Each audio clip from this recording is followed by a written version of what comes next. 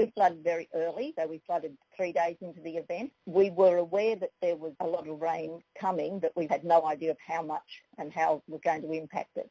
So basically, as far as communication from anywhere else, we heard on the news we were going to have some heavy rain, but we really had no idea in that first couple of days as to how bad it was going to be.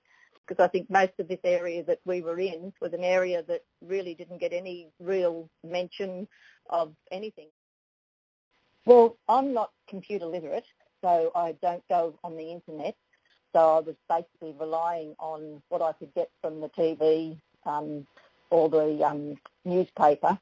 The local radio, I mean, a lot of people say that they were really great, but every time I'd turn on the radio to try and hear anything, all I got was advertisements and not a lot. I was just left to keep an eye out on how much rain was falling, how much was hitting the gauge, and, just trying to get ready as much as you can by yourself. It was only that a neighbour actually said, have you been up to the community centre? They've got, you can get in touch with the government. They can help you with this. They can help you with that. We had no idea because no one really had come down our street, despite the fact that a number of houses in the street were impacted. We had no one of any authority come down and say, hey, people, this is what's available.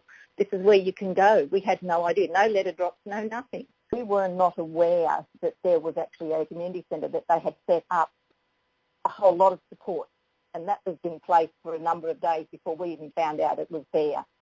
All the focus was on what was happening in town, not what was happening out in the outer areas. I've spoken to people who were in their houses standing up on their kitchen benches trying to get help, and no one was there to help. We did it ourselves and other residents, and that was it. We still don't hear a lot about what happens out in our area. To let us know what's available, I would say don't just rely on the internet.